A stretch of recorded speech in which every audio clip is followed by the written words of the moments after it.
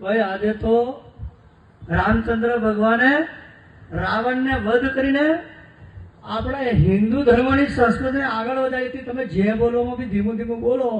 વિજયાદશમીના દિવસે થોડું ચાલે. ફરી બોલો, જય જય શ્રી રામ, જય જય શ્રી રામ. ખૂબ ખૂબ આભાર બારિયા સમાજનો. આજના ક્ષત્રિય બારિયા સમાજ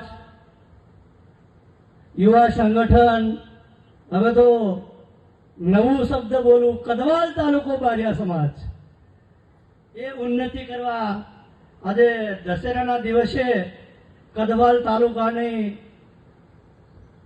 જે લોકાર્પણ અને કાર્યરત કાર્યાલયો પણ આજથી અહીં ચાલુ થવાની છે.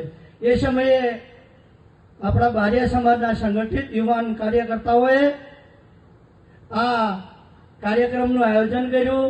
એમાં ઉપસ્થિત આપણા સૌના વડીલ, કદવાલ સ્ટેટ ભરતસિંહ દાદા કુંવર સાહેબ, તેમજ શસ્ત્ર પૂજન કરવા માટે આગળ બેઠેલા મારા સમાજના યુવાઓ, વડીલો, આગેવાનો, સૌને હું મારા અંતઃકરણથી સ્વાગત કરું છું.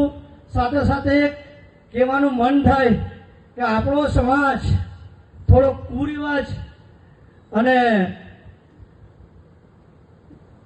થોડું કેવું નહીં જોઈએ જાહેરમાં, પણ સમજી જવાનું, એનાથી ઓછું કરવાનું છે.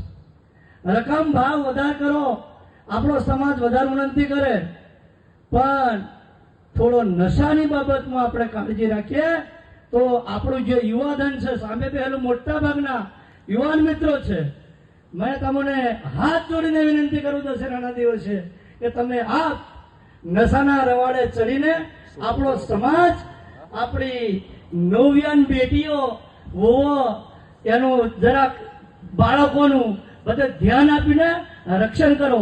ક્ષત્રિય અને રજપૂત સમાજ અને ઠાકોર સમાજનો પરમ ધર્મ એ છે કે દેશની રક્ષા કરવી, દેશની રક્ષા કરવી, ભૂમિની રક્ષા કરવી અને સમાજની રક્ષા કરવી.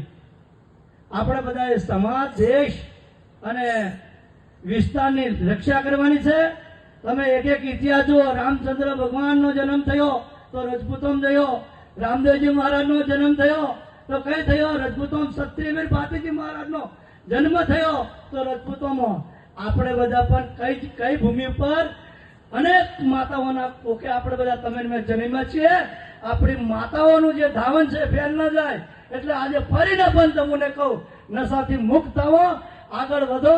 અમારા સૌના આશીર્વાદ તમારી સાથે છે. આવતા આવતા મને પડી જવું ગાડી લઈને, એટલે દેવેન્દ્ર કુમાર થોડું મોડું થયું, સંજોગોને આધીન પગ ભાગ્યો નથી, એટલું સારું છે. તમારા સૌના આશીર્વાદ છે. ધન્યવાદ. અસ્તુ. ભારત માતા કી જય.